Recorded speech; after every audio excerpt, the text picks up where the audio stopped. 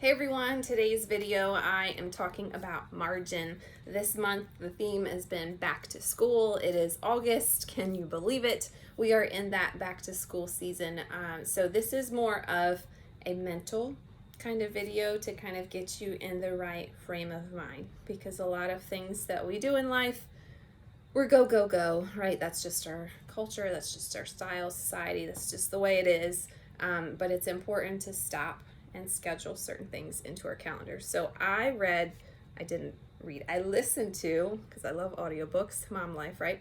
It's called Redeeming Your Time by Jordan Rayner, and it was amazing how he broke down certain things, and he was talking about, I think the biggest take home for me was that we are so bombarded with things for our brain to process. So he called it noisy.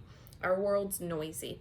We have constant noise all around us. This device that you're watching on is endless amounts of social media, endless accounts on the internet that you can search videos, you can read articles, you can look up anything. The whole world is literally right in our hands all the time.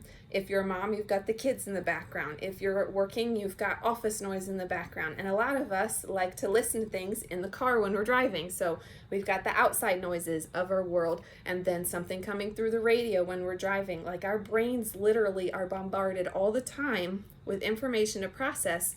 And then sometimes the only time that it's quiet is when you lay down to go to bed. And then you wonder why you can't sleep. This was so me. So he was just saying to schedule time in your calendar where you're just quiet. There's no noise. You're not listening to music. There's no noise. And you're just being still, and you're allowing your brain to process your day, process the information, file things, sort it wherever it is going in your memory system or your bank, or however your brain is sorting that information, synthesizing, processing, and you're scheduling that time to not have any noise around you. This is hard for me. I love music and I love listening to audiobooks. So whenever I have a free second, I'm doing one of those two things. So it's really a conscious effort that you have to make to schedule that quiet time for your brain to process everything. I found a study in a journal, Nature. Didn't even know that that was a major journal publisher. Nature 2019, they did a study where they looked at calm brains. So people who made decisions to be calm and not be bombarded all the time. And they found that people with less neural activity, that's less brain activity, lead longer lives. I thought that was pretty crazy. So if you need a reason to schedule in some quiet time where you're not listening to music, you're not watching a movie, you're not tending to your kids, you're not working, if you need a reason, there it is. Quiet time where your brain's activity slows down is actually good for our health. It actually leads to a longer life, which I thought was pretty crazy. And then I found this quote from Mariana Klatt. I hope I'm saying her name right. She has a PhD. She says, mindfulness isn't clearing your mind. It's about seeing where your mind's at. So a lot of people hear the word mindfulness. A lot of times people think about meditating, sometimes even yoga can get a little controversial. They think of it as emptying your mind. But she's saying that's not really what mindfulness is. It's seeing where your mind's at. So where are you? What are you thinking? What are you processing right now? What is going on with you right now? And being mindful of that helps your body understand your world around you and what's happening.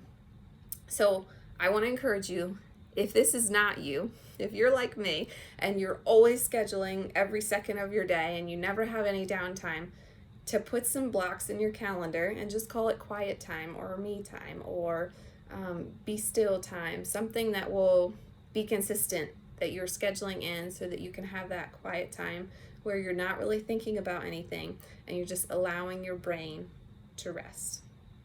You have to be intentional, because your schedule and your calendar can't overtake you, though. There are lots of studies and lots of resources on margin, having margin in your life, having margin in your calendar, and they all say you have to schedule it in and put it in first before you fill your calendar. You can't squeeze it in as easily after you put all of your other appointments and responsibilities in your calendar.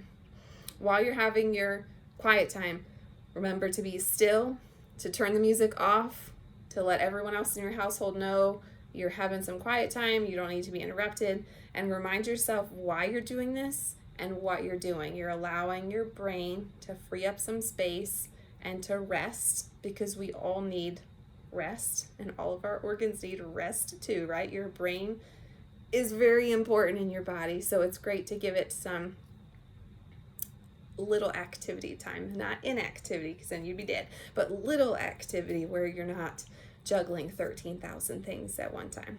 Just make sure you're being intentional and you're putting that margin in your calendar. I also want to pause and just remind you, as well as myself, to be intentional about your technology and unplugging.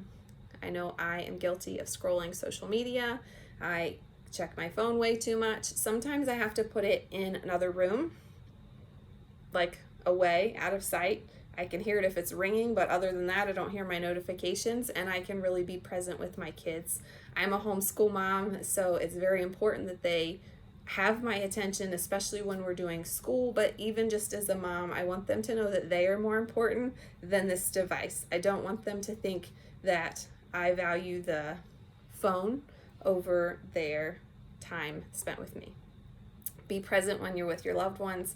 Unplug your technology, put it away. If you're distracted, turn it off, put on do not disturb, do whatever you have to do so that you can really focus on what matters to you, and relationships matter. So if that's your kids, if it's your spouse, if it's your friend, make sure that you are available for the people in your life that you care about, and that you're not just scrolling social media while you're listening to them, because we don't really multitask. Our brain just flits back and forth so quick that we think we're multitasking. We're actually not doing anything well when we try to do that. Slow down. Enjoy life. Enjoy that piece of pie. Don't scarf it down and go on to your next thing. Like, stop and smell the roses, right? Wasn't that a phrase that you probably heard a lot? Be present, be mindful, and be intentional. I hope that gave you some value, and stay tuned for next week's video.